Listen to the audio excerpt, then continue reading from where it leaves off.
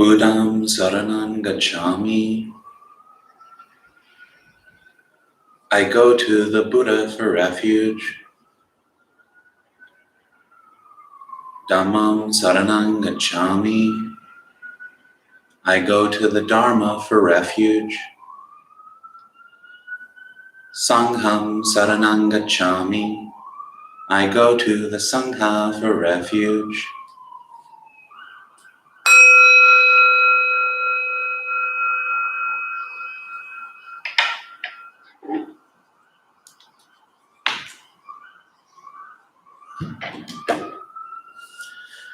So hello everyone and welcome to Intro to Buddhism and Meditation.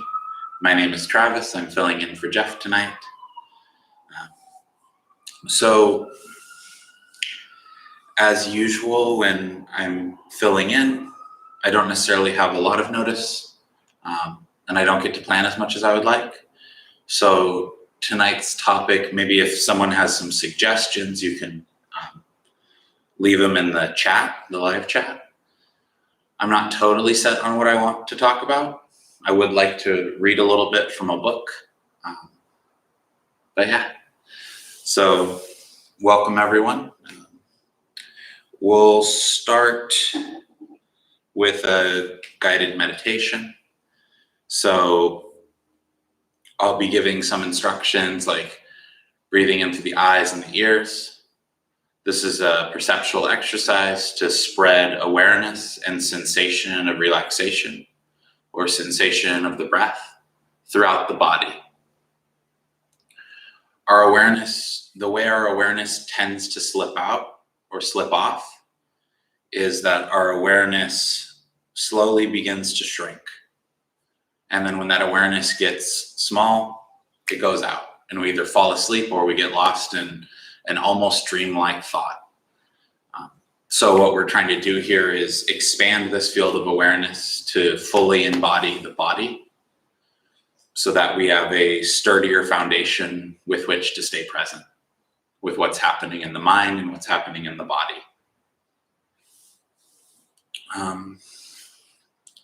I think maybe I'll read that little bit before we get started.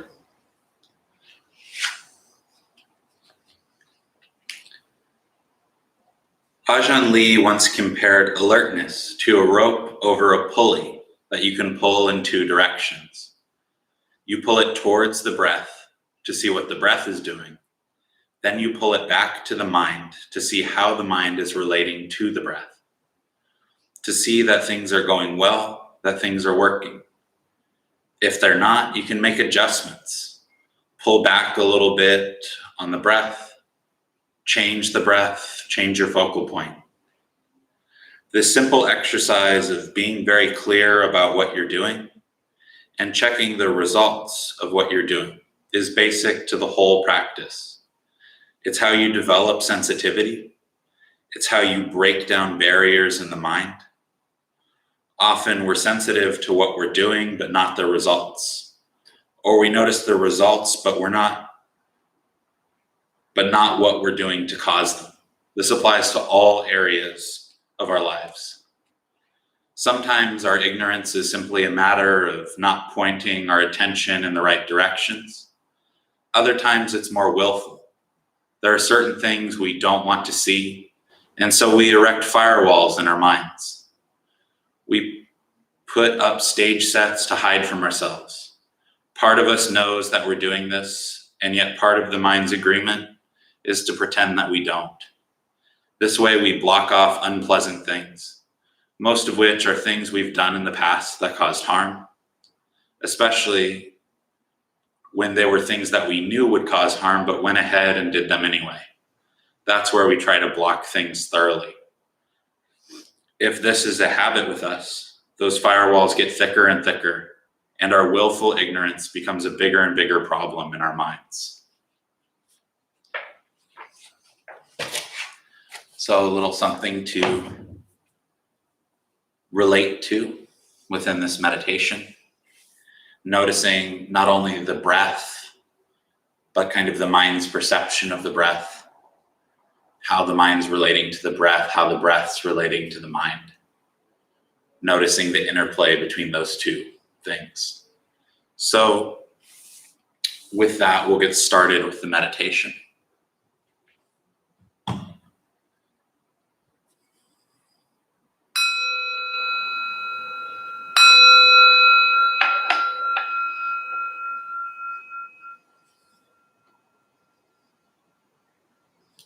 Closing the eyes and taking 3 deep breaths slowly.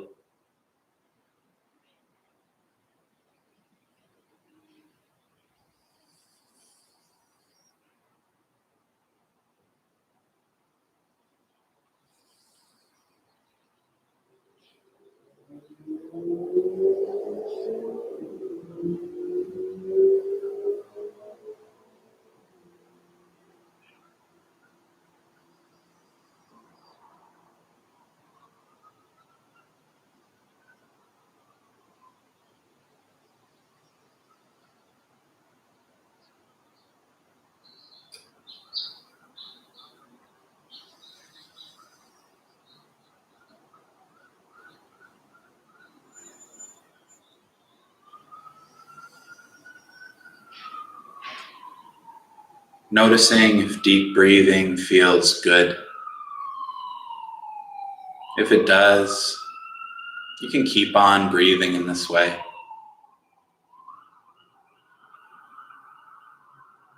If it doesn't, switch things up. Maybe even deeper still or more shallow. In short and out long, or in long and out short. Just noticing what feels best for the body in this moment. And then maintaining it.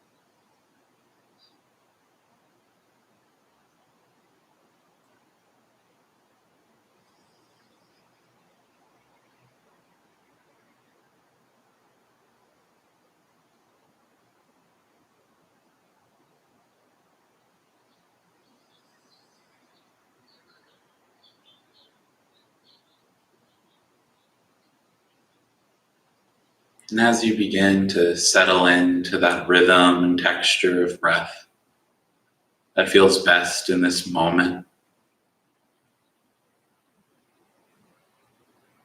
you can simply maintain it and soften into the moment.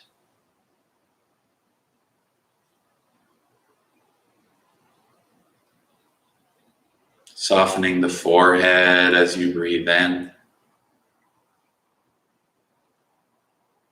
Dropping the shoulders as you breathe out.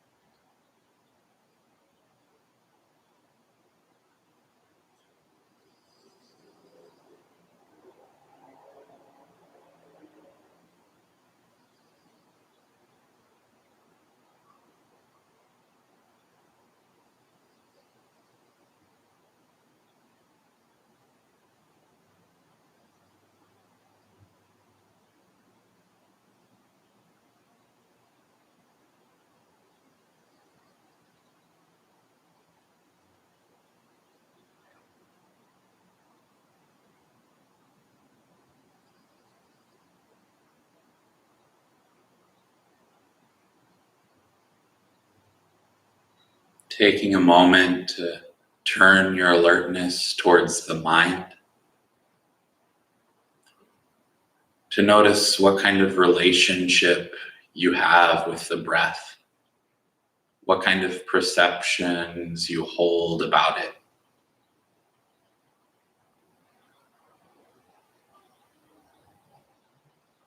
Is the breath just air coming in and out of the lungs?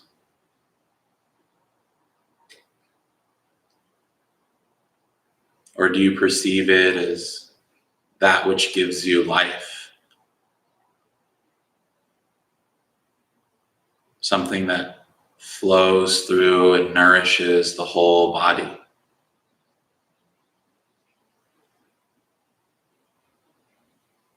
The perception that you hold of the breath influences your experience of it.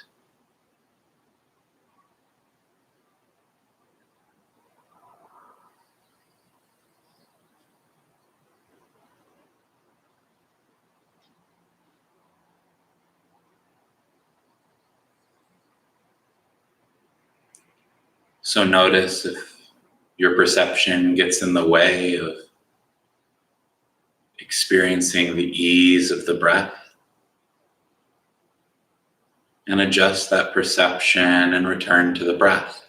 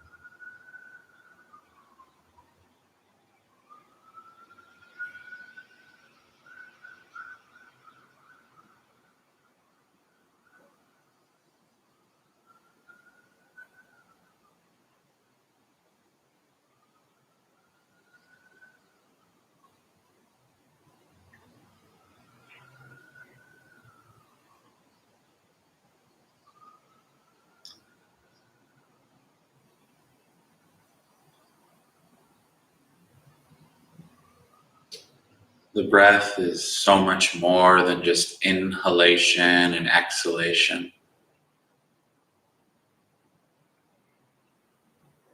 There's the breath in between in and out, that between breath. There's the oxygen that's flowing throughout the entire body, animating nerves, purifying blood. And there's the pores on the surface of the skin, breathing as well.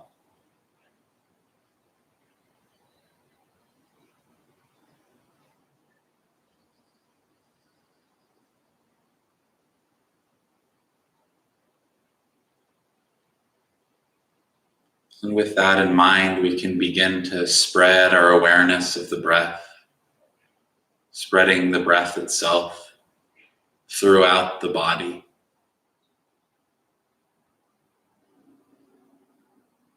Starting at the abdomen, the area around the stomach.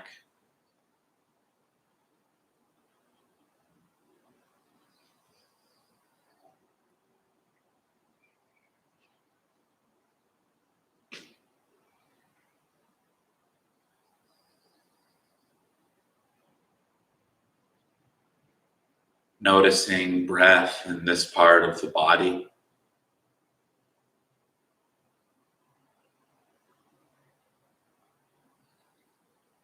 Noticing any sense of constriction or tension.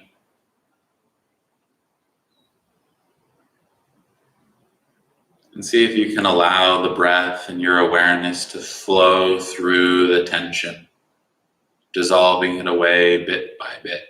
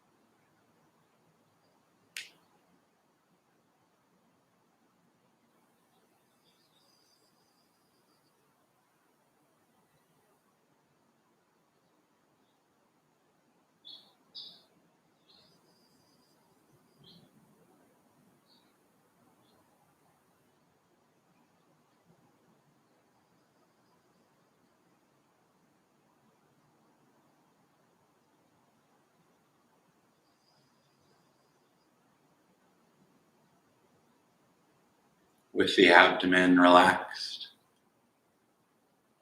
gradually expanding awareness up to the center of the chest and the area around the heart. Repeating the same process here. Noticing how breathing feels for this part of the body. Noticing if there's any tension or tightness. And consciously relaxing it.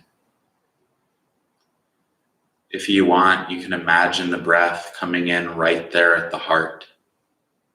So you don't have to push or pull it from anywhere else. Breathing in, the breath flows into the heart, soothing the heart. Breathing out, it radiates out, opening the chest.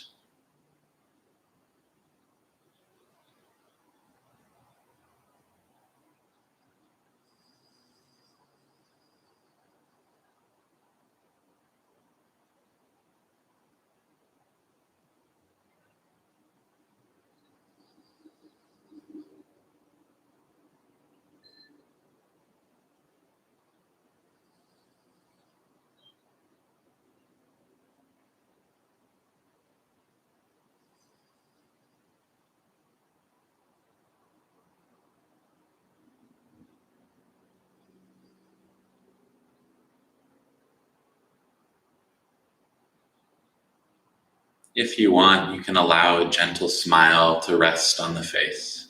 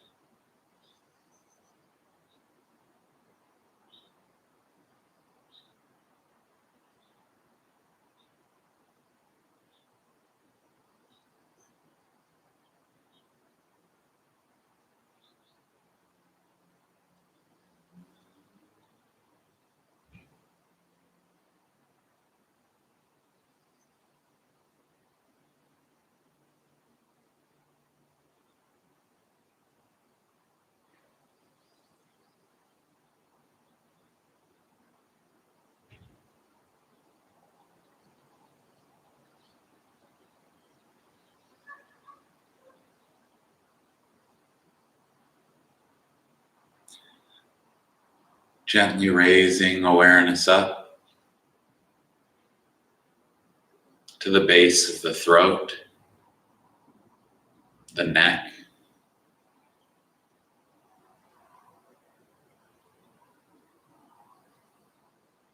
And as you breathe in here, you can experiment with imagining the breath coming in right there in the front of the throat, or coming in right there in the back, from the back of the neck. Just noticing what perception makes it easier to relax tension in this part of the body.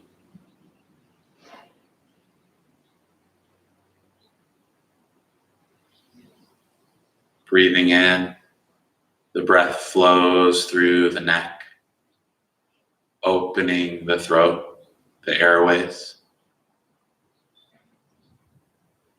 Breathing out, it radiates out, soothing tension.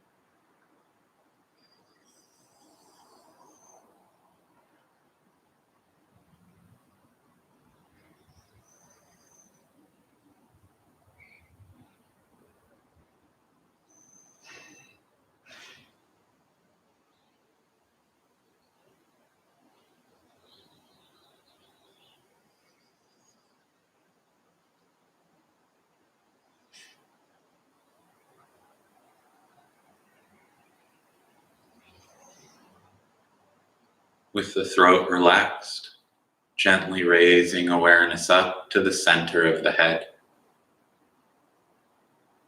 And as you breathe in here, you can imagine the breath coming in not only through the nose, but in through the eyes and the ears, in from the back of the head, down through the top of the head, gently flowing deep into the brain, relaxing mental tension.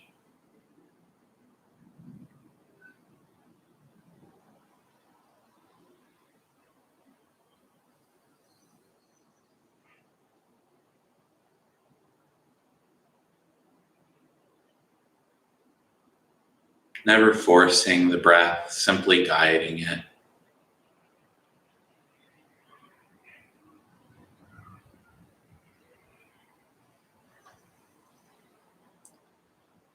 As you breathe out, you can imagine the breath radiating out in all directions, dissolving tension in the scalp and the forehead, the area around the eyes, the jaw.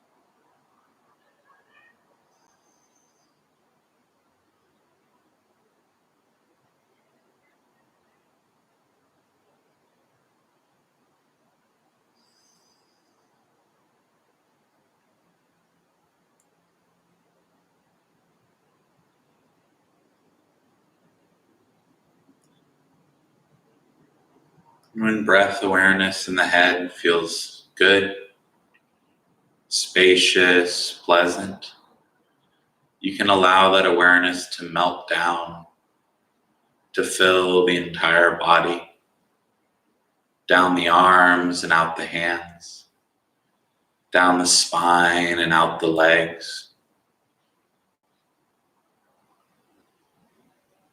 Suffusing the entire body with this breath awareness and soothing the entire body with this breath awareness.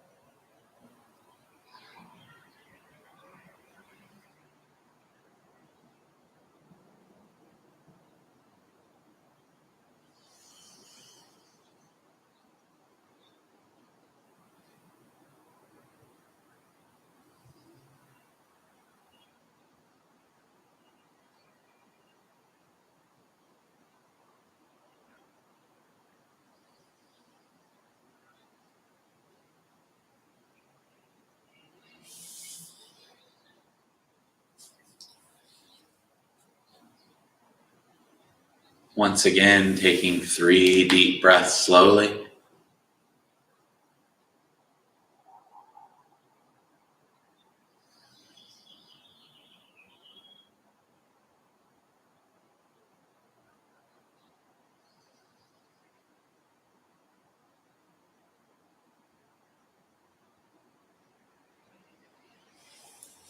Beginning to stretch if needed.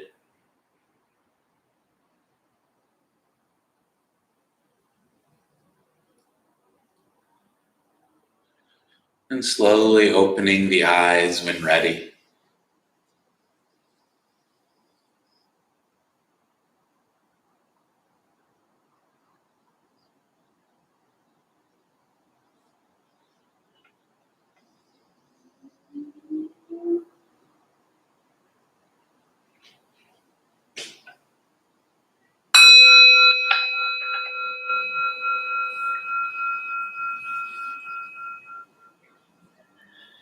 As always, what's most important with meditation practice is to know that however you feel now, whether it's calm, peaceful, or busy mind, racing mind, whatever you're sitting with in this moment has nothing to do with anything that I said, nothing to do with how we sit or hold our hands, nothing to do with Buddha statues or anything else for that matter. It has everything to do with your own mind and your own mind's reaction to external conditions. This is what the Buddha called pratitya samuppada, or dependent origination.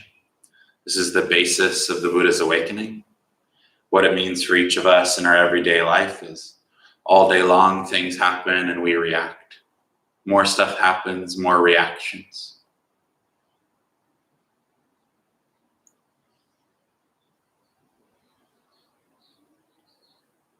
Eventually, through repeated reacting, we create habitual tendencies. And those tendencies become our perception of ourselves or our personalities. So with that, I think I'd like to read that bit that I read in the beginning again. It can be very useful to notice how something sounds or how you feel about something before meditation and then hearing it again afterwards. As with many Dharma texts, there's lots of layers to it. So you might pick up on something that you didn't notice the first time around, or you might be able to relate it to this experience that you just had.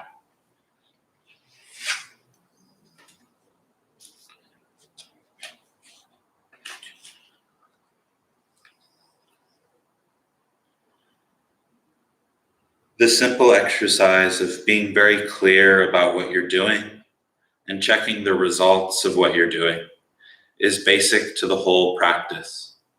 It's how you develop sensitivity. It's how you break down barriers in the mind. Often we're sensitive to what we're doing, but not to the results. Or we notice the results, but not what we were doing to cause them. This applies to all areas of our lives.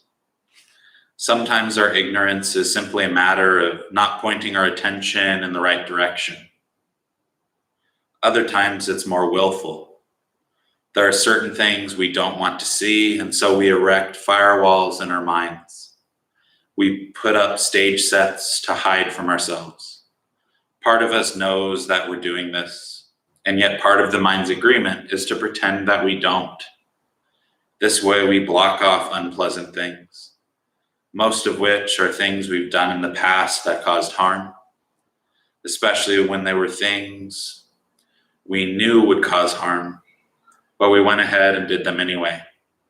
That's where we try to block things thoroughly. If this is a habit with us, those firewalls get thicker and thicker, and our willful ignorance becomes a bigger and bigger problem in our minds.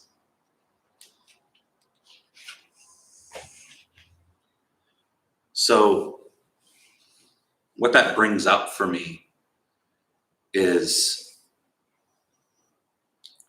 we'll create all of these layers of armor around ourselves to protect ourselves.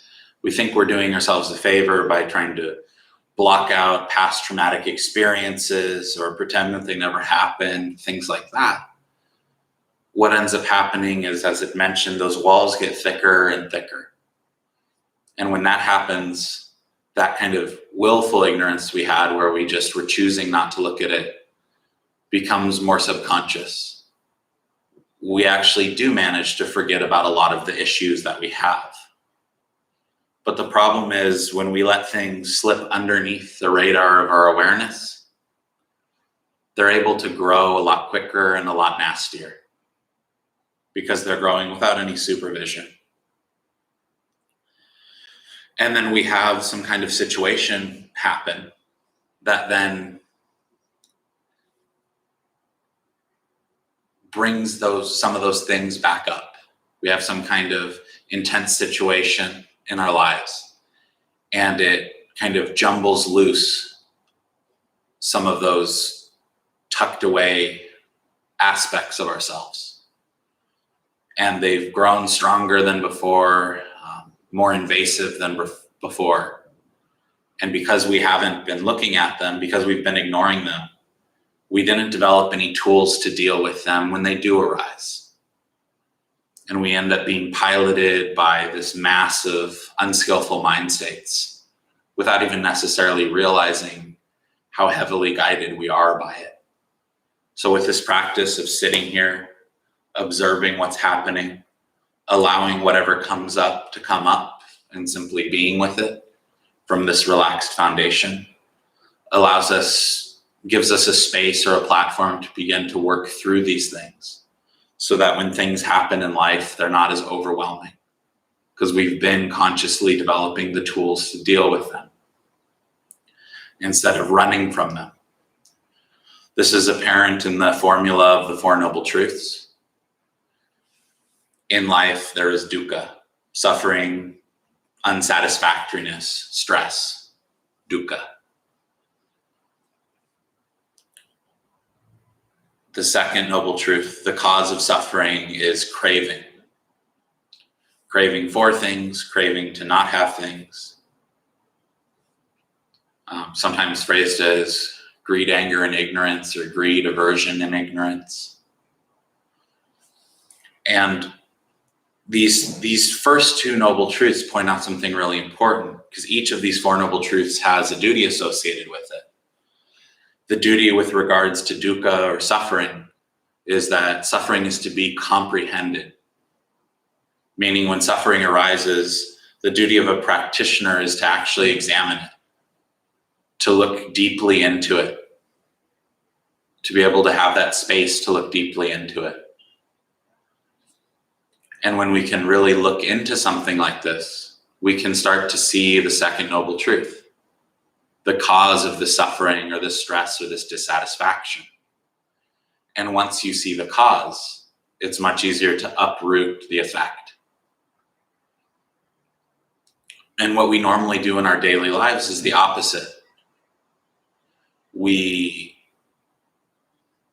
try to comprehend our cravings. We try to figure out what we want. What if we get it will make us happy? How can we feel satisfied? All this kind of stuff. And we try to abandon suffering, which really just puts it under our awareness, and then it grows crazy. So with this formula of these four noble truths, suffering is to be comprehended. Its cause, that very craving, is to be abandoned. And then the third noble truth, the end of suffering, is to be realized or noticed. And then the path to the end of suffering is to be developed. But those four noble truths provide the framework for this practice, and those duties associated with them provide kind of the context of what we're doing. So the four noble truths is categories through which we can examine and observe things. Instead of me and mine,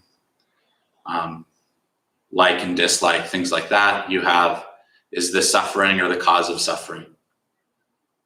Is this an absence of suffering or a cause for an absence of suffering? Seeing things in those terms depersonalizes things and gives us a skill that we can build upon and work with.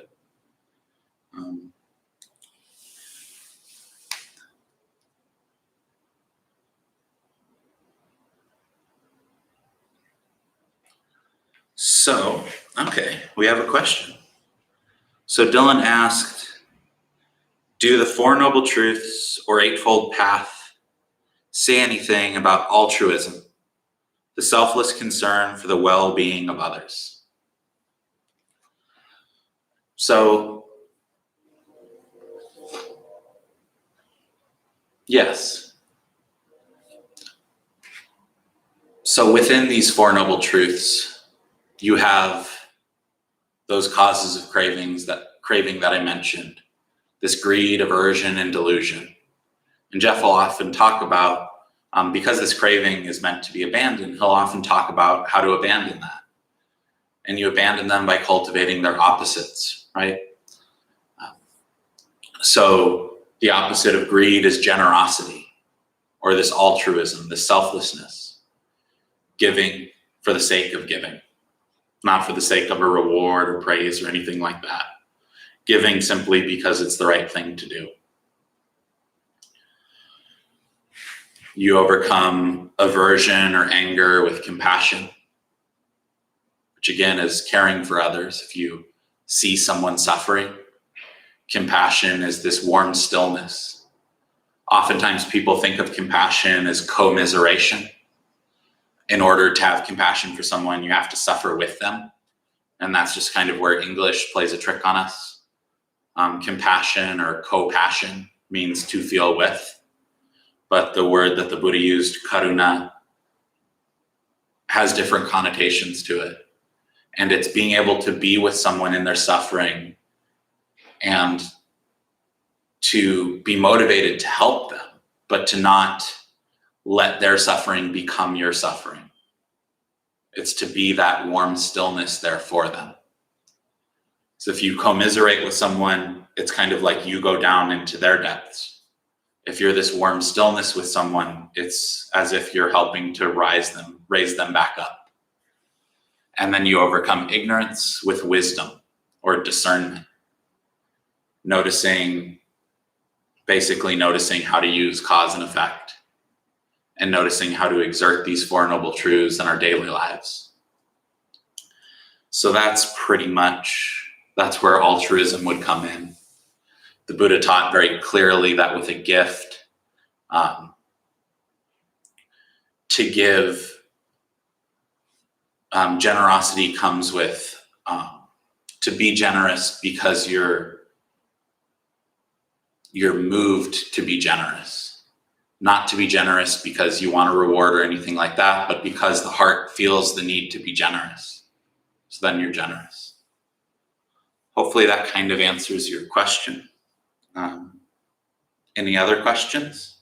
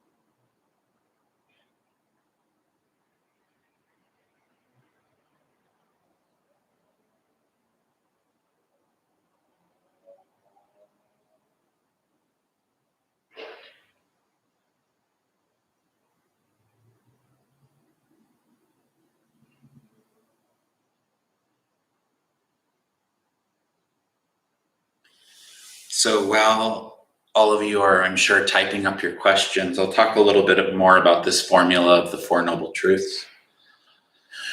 Maybe in terms of giving an example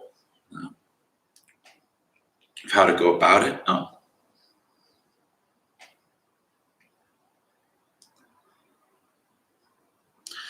So, yeah, perfect. That's kind of what I was going to talk about. So Jessica asked, the craving is the suffering. So how do I ease the craving? So the craving itself isn't the suffering, but it does cause suffering. So it can be pretty important to draw that distinction between cause and effect. It's very rare for something to be the cause and the effect from that same cause. So with craving, with these Four Noble Truths, right?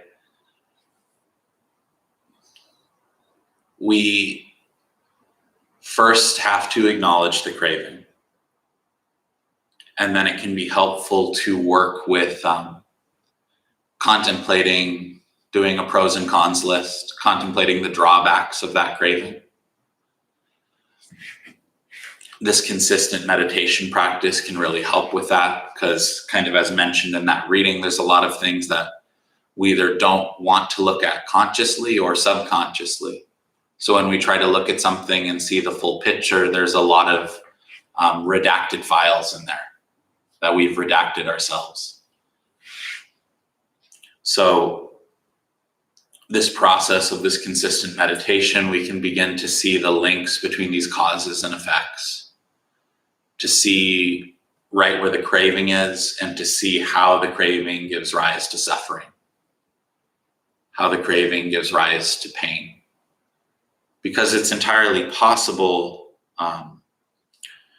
to have an element of craving, some kind of craving or some kind of desire, but to not actually suffer from it. And that has to do with how we relate to the craving, how we relate to the desire. And oftentimes it can be as simple, though I know difficult, as not acting on the craving. But other times it's a little more complex, And it takes consistent practice to consistently erode a lot of that habitual tendency. An example of this, much less extreme, is if you have a habit, if in the meditation you have a habit of scratching every itch that comes up. And then so that's kind of the craving, is that you want to scratch that itch. You want to be free from itches is your craving. So that's that aversion-based craving. I would like for this to be other than it is. And then the suffering comes from when we're scratching the whole time. I actually have a few itches right now.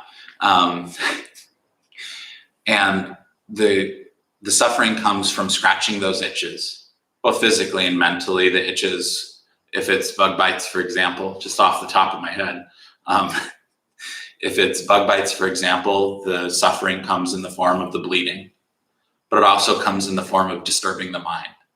It's hard to find a sense of ease, sense of peace in the moment when we're constantly fidgeting about, right? So in theory, it's as simple as just not scratching those itches and just being okay with them being there. But that takes time, that takes consistency for that to actually work. And the way that that's built up in terms of an itch is you have an itch arise while you're meditating. You allow that itch to be there for one breath.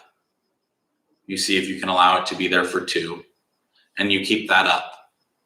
Maybe you're just able to do one breath and then the itch is so unbearable you have to scratch it.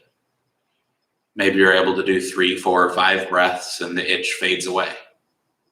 Because really it's just the mind, the restless mind, creating something for you to be able to do. Because you're anxious or bored in the meditation. So the mind creates something so that you have something to do. Whether it's an itch or pain or anything like that. So it's the same with any other kind of craving, is to slowly work with it. Slowly pry yourself away from it. Abstaining from it as much as possible. But the craving itself is a cause. It's not the suffering. The suffering comes from indulging in the craving, whether mentally or physically. Indulging in the craving mentally is getting swept up into the storyline of it. If I just had this, everything would be all better. I'd feel great. Things would be good. I wouldn't have to worry about anything. And then once that craving's fulfilled and it starts to fade away, then you're left with the sense of emptiness, the sense of discomfort. So it's just learning how to work with it bit by bit. And just having that patience to allow it to unfold, to allow it to fade. So, any other questions? We have time for one more.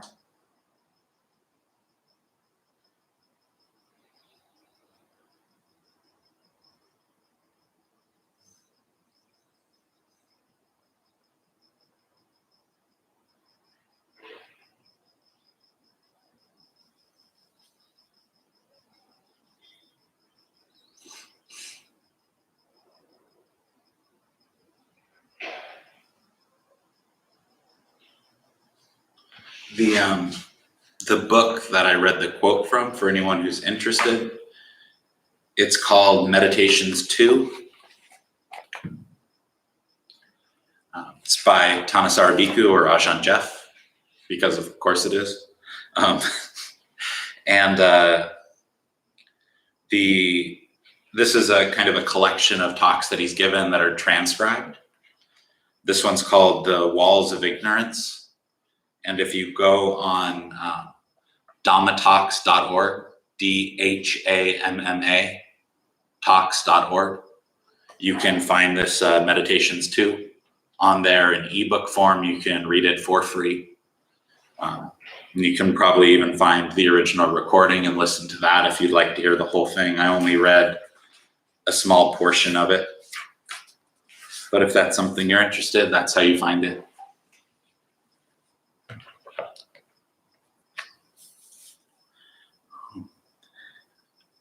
So I guess with that, we will close. Thank you everyone for coming. It's been a pleasure. So we'll close with a transfer of merit. If comfortable, please join palms. May any merit gained from this meditation and discussion be dedicated to all those who suffer at this time. May all beings in all directions be healthy, joyful, and at ease. May we all be healthy, joyful, and at ease. Metta karuna mudita upekkha sahanga teya cetasa chaturisam bharatva viharati sambha buddharu pavena sambha dhammaru pavena sambha sangharu pavena sote hontu nirantaram.